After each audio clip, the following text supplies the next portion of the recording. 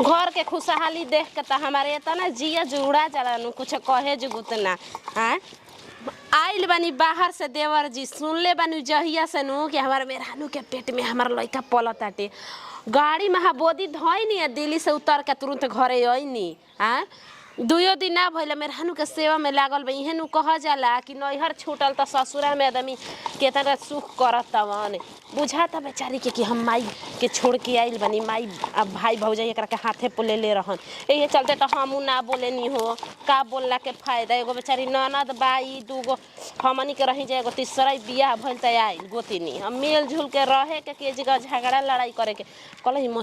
मछरी गइल बा लावे कि मुर्गा बतइबो ना कहले सन ये चलते अब खड़े मसाला खाली पीसत नहीं एमे तनी सी धनिया डाल देम त मुर्गा के हो जाई आ तोरिया डाल देम त मछरी के हो जाई एहे चलते रगड़ा तनी दीदी ए दीदी का हो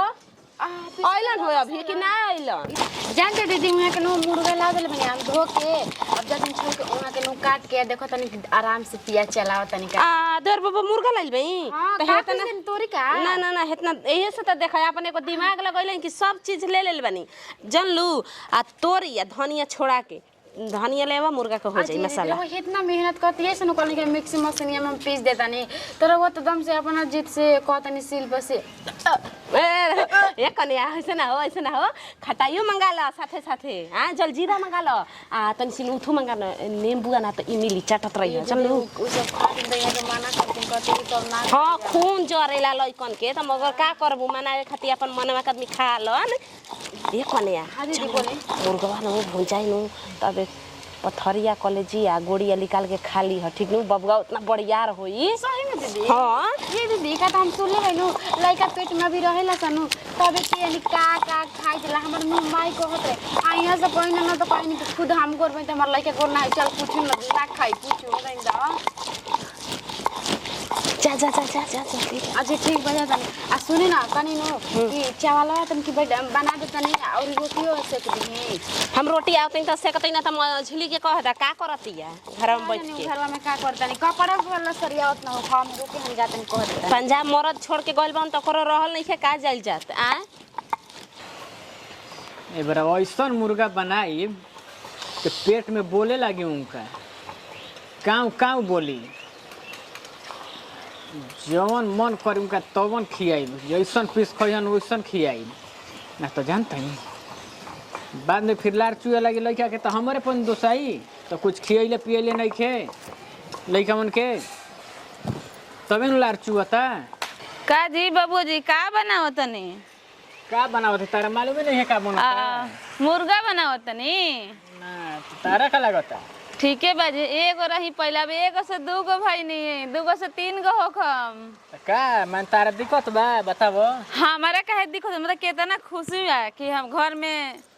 बाबू आवे वाला बा हां तो इहे तारा का हर दिन हम सपोर्ट कर तू हमारा के बताबो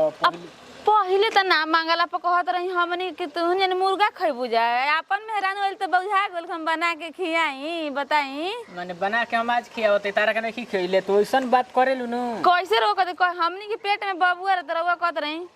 तो यानी कि लार चुअता अपन मौगी के बीच बुझाता कि लार चुअता लार चुअत रहे तो मैं ना खियावत रही बताबो अजी हमनी के लइका के रहे तो कहम तन जाई बो जे मुर्गा लेके आई बा तो कहत रही कि मुर्गा खइबू जा इहे कहाला अपन न कर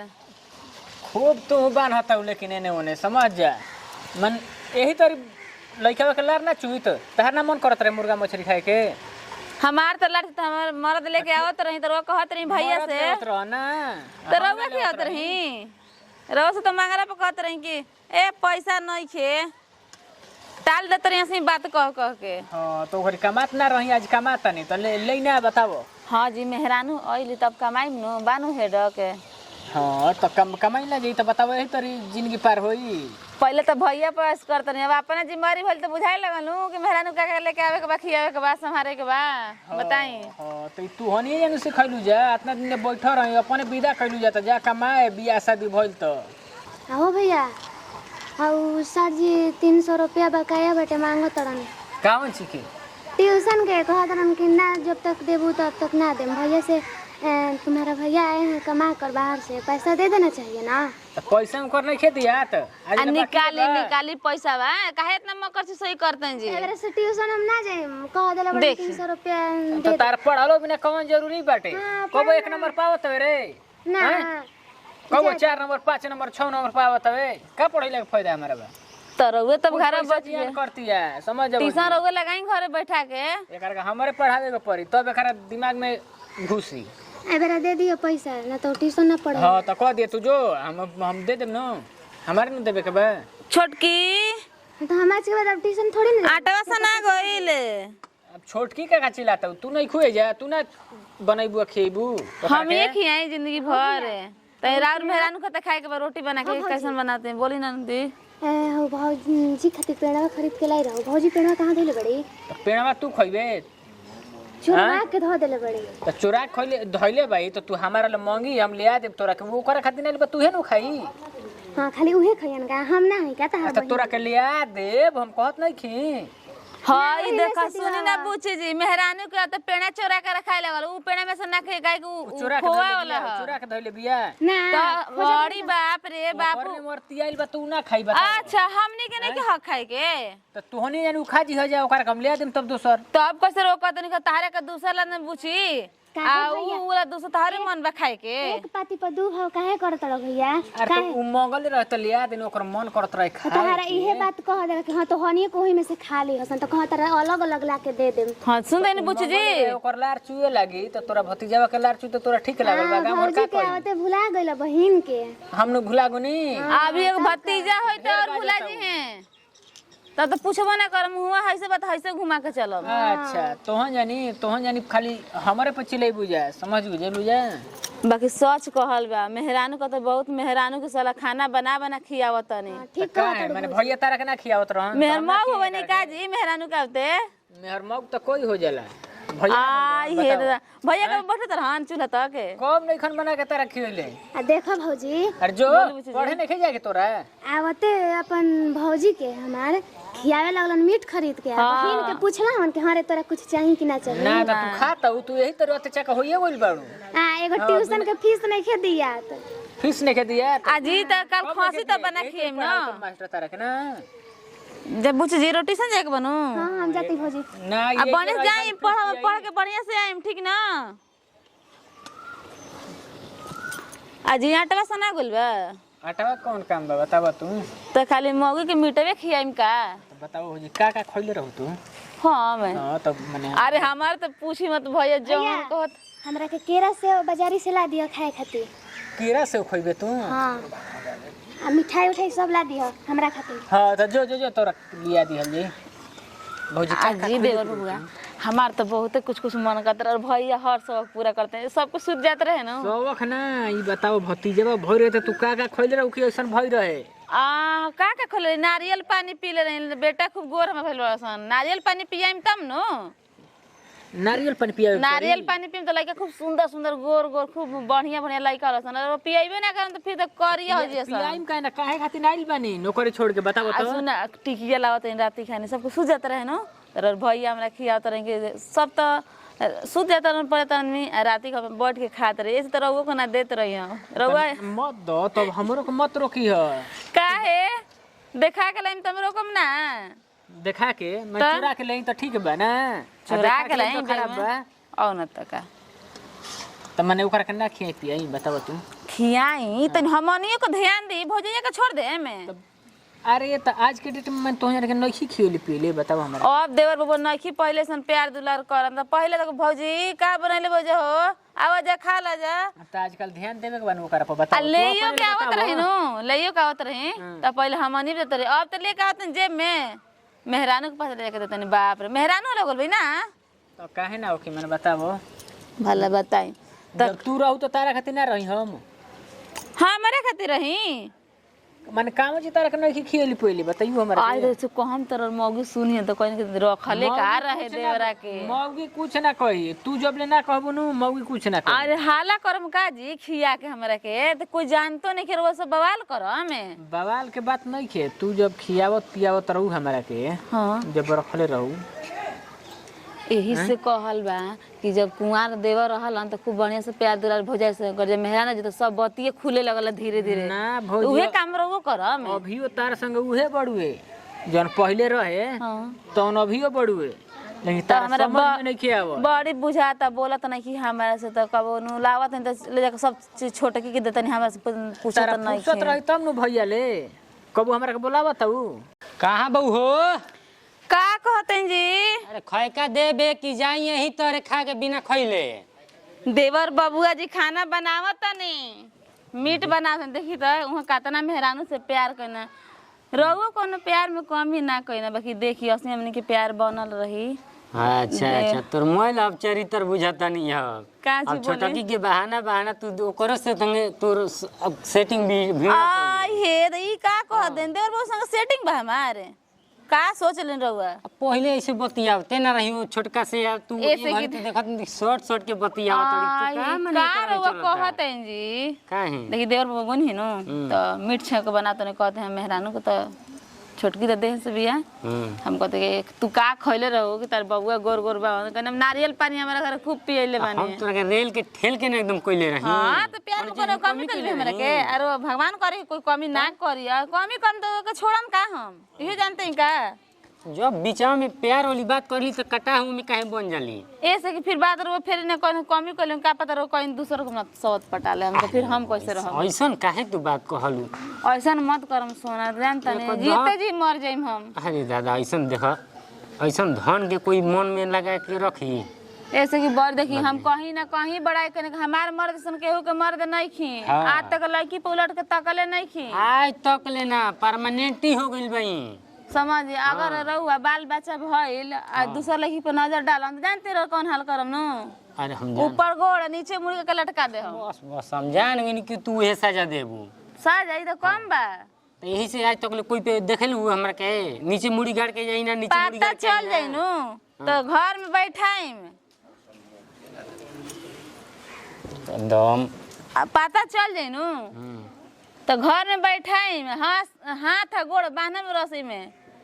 आ बिना पानी पियले एकदम पार दे में जे सुना दे खाली कान से, तो एगो बात समझ जाए। एकदम ई तार के मौका देब तब न करबू ई कमावा। आ करम तब न कहि रहो के बताई, अभी तो हमारे भी कहते ना अब फेरा में हमारा रहे के वैसे के तारा के नोखा लिया जाके मौका देखावे के पड़ी क्या? ले चली ना तनी सा हमरा के। नोखा जीबू? हाँ नोखा जम तनी ना, नोखा जम तनी एक से लड़का देखिए सन हमरा के, तनी हम देखम तनी कैसन कैसन बावन जा। पागल कहीं का इहे कुल बात बतिया लड़का देखे जाई हमारा के। तो मेला में क्या कर, मेला में जाइम घूमे घुमावे ले जब हमारा कहीं तो लड़का देखे नहीं ताकलन जा, लड़की लड़का के ताकलन, हम लड़कन के नहीं ताक सकत, इतना हक नहीं क्या हमार धन तराउरे ताकते नहीं कि दूसरा पे तते कहीं दूसरा पे भाग राजा जी धन तराउरे रही, खाली मन न होने रही। मन रही हाँ। जब मने में होने रही तो धनवा रख के का करी रे पागल? तो मन होने बा धन तरो पास बा। उहे बतिया कहत तोरा के कि धनवे जब ओने रही तो मनवा रख के का कइली जी? ए जी रवा देखनी है, रवा अपने हाथ से दम मुर्गा भूंज के हमारे का खियाई है, कितना अच्छा लागत रहे। तो उसन भूंजले नु रही यही तरी बढ़िया लागत का रहे बुझाता। हम जानता नहीं कि रवा कैसे भूंजले रही, जब बुचिया के अच्छा बबुआ के लार चुए तनु तब नु रवा इतना निमन से भूंज के खियावता, नहीं तो हमरा के रवा खियाओ नहीं बबुआ। तहरा खइला बिना कौन जरूरी रहे? हमरा आज नु लौकता बुझाता कि ना हमरा कैसे बना के खियावे के चाही। कैसे मतलब बनाए? एगो नारियल पानी नहीं खिनु आवत, खाली करेजिया पत्थर खियावत रही, जिंदगी गुजारत रही। तो अभी 2 दिन आइले भइल मन नारियल पीर नहीं खियावो तो अब आई नु, अब आई तो तारले पियल ना जाई। देखते बानी कि रवा क दिन लावे नी आ का कहला कि रोपोत बदमाश है, कहता नहीं का कहला कि ए बबुआ के नारियल पानी ना पीनो त हमरे ने होई, हम गोर बन त मतलब कहा नाम के गोरवे ने होई, एकदम काली कलट करिए हो जित का कैसे हो जाई? कैसे? हमारा रहते वो कैसे हो जाई? दूसरा कोई तब न होई, हमार होई तो हमार निहन होई। की का कहता जी मतलब हम दूसरा भी अब तू जानो हमार होई तो हमारा निहन होई। हां तो ठीक है अगर मैं करिया हो तो हम जानी तो ना हमार ना हो, दूसरा के हो। हां हो दादा आई हो दादा का रोई तरह कहा मैं। अभी देखो अभी एक टेम्पू कलनो तक नारियल पानी आ गिरी आ रोज पिए के बाद 3 टाइम, सुबह शाम दोपहरिया, का बुझाइल? सुबह शाम दोपहरिया। हाँ जौन भी मन करी खाए पिए के, सुना था उ? हाँ जौन भी मन करी खाए पिए के तू हमार ले कहियो, आ ना देम तब हमार ले कहियो। बुझाइए हाँ हाँ हमारा निहन होखे के चाहे गोर समझ जा और भगवान से हम ये मल्ल रहे कि भगवान और रघु जैसे हमरा के पति मिले रो कितना हमार ख्याल रखी रो कितना निमन बनी ना जी। निमन बनी हम हम्म? आज हम खराब रही आज हम निमन होके जाता नी आई मतलब कब हम कहले बनी खराब बने रे ना ना ना आज ऐसन बतिया बा तब नु बबुआ आवे वाला बा तब कितना पहलाव तब हमरा के का है मतलब हमरा और के जौन कहम तौन करी हम ये कितना रवा मतलब बात है जैसे कहाँ से रवा सोच लेनी जी। सोच का लेनी बोलता हूँ बबुआ पापा पापा कहता है ए हाँ पप्पा कहेला हाँ जी कब कहेला कब कब कहेला जब रवा काम पर चल जाने नु तब बबुआ कहेला अब कहे नी सूझो अभी तोर पापा नहीं खन सूझो आइहा नु तब तू पापा कही तो कहियो तू बोलवाइले नहीं खु समझ जा हमरा के दिन रुको खाली सुनावा हमरा के तब न हमर बुझाई ठीक बा हम सुनवाइम आ देखी ना कबो कबो हम सूझन नु तो बबुआ नु लतार मारेला सोच ले हैं तो चाहे तो हम लोग फिर लतार सब कुछ मारला फौजियों को हत रही मारता हमार लइका मुंह में कैसे चल गए देखो लइकन के खाए पिए के बढ़िया रहेला नु उहे लइका लतार मारला सना तो ऐसे के मारता तो हमार लइका मुंह में कैसे चल गए के करा हमार लइका मुंह में कैसे चल गए तो हरे में कहता भौजी कहत रही उनकर होखे वाला रहे तो अच्छा जिगरा होखे वाला रहे तो हम जानी नु कि बबुआ के कहती हमार बबुआ वहां के पेट में कैसे चल गइल लतार मारे लगल एकरा मतलब कुछ तरह वो गड़बड़ कइले बानी ई हम सोचे लागल हई तहरा जी माले जल काम रही त मुंह पर बाजी दूझा समझ जानू त मन ठंडा जाई जवन बात बताऊं बती हां दीदी कुछ ना दीदी वो जाई नु दीदी जाई का भौजो यहां तो और कुछ बताई हम एक दो बात बुझाइनु आवत है दीदी देखत ना दीदी बुलाते रो स्कूल ला सरबा से दीदी आ गई त का कहती बोलाओ ये भौजी के हम बोले दीदी यहाँ के बोलावत है आई ना कह एक दो टेक्निक फटी यहाँ काम कर पूछ बोला तो अरे लुगा हाथ छोड़ी हमरा के जाई दी जइबू का है जाइब ना घर में यहाँ लगले आते कहां ना अरे अरे मत जा अरे हमरा के जाई दी दीदी बुलाव तनी हमरा के आ हे छो दे ना आ हे मत जा तो हाथ नहीं के पागल है देखी दीदी बुला दे ताकत तो बुलावत तो बुला लाजी ना दे लगे। दावत नी ठीक बा हम कह देते रे चली हम लगले आते तो जल्दी आई ना तो देरी मत करियो हां ठीक बाटे जाई हां ए बड़की भौजी का जी हाँ छोटकी भौजी के समझेबू कि ना हर बतिया में हमरा के कहली कि अपना भैया से बियाह करबू का अपना भैया से हाँ ये कौन मजाक है उनु दम घठी हो गइल बिया मरद के आवते नु दम बिगड़ के माटी हो गइल बियाटे बा काले हम कहनी गे रे उ रो तड़ी त काई सब मजाक कर तड़ी कि हमर भईवा से बियाह कल हमर भईवा से बियाह कर हाँ, समझावत नु बनी देखी बुझी जिरवा में बड़ी ढील हो गइल बैसन ठीक बा आ ढील मुए वाला शैम्पू मंगा ली भैया से हाँ तो जा तनी कुछो मांगे ना तो कहला तड़ी बियाह कल ना भैया से मजाक कर तड़ू तो ये कौन बात है उनका के समझा दो जाय दी भौजाई हड़ी दीदी जी ना गई का हो कहनी ना कि आटा खत्म हो चल ना ड्रामा में से गहुआ निकाल के धो दो जी चावल निकाल के डेहरिया में से बिन फोटा के तनी बना दो जी इसके आटा नहीं के खत्म हो गइल बा अच्छा चल अखिया से ई का कर दे ई त नन एकदम छिनार हो गइल बानी आ तू नि जानी पिटाई बुझा जानलू जा आ जने से आवतड़ू जा ओने से लइकिया के उखबु कइले रहतड़ू जा आ त लाइन मारते ना यही से के करा पतार भईया मुकेश पो मुकेशे पर लाइन मारतड़ी कहते न इहे मारे लिए अपना भैया कहते पलाई मुकेश चले के ना मार्केट करे हम सुन लेनी हाँ है जी ना हो भौजी झूठ बोला तड़ी ओकरी गईनी है भैया से कहनी है कि भैया ट्यूशन के फीस भर द तो कह तड़ी कि बियाह कर ना भैया से आ जादी उतना भौजाई करेली कहनी ह कि छोटा के क्लास ठीक रहत न ओकरा के देखी है ओकरा के काम उम में मत करवाइए जल्दी ना तो कहीं पटका उठका जाई उल्टी उल्टी करते रहत बहू के बा ना कितना नहीं खुशी बा कि घर में एगो लड़का आए वाला बा बबुआ जी मीट उट बना के भून भान के सब खियावत रही ऐसा देखिए मन कर ले हम खाली चटके मटके खइते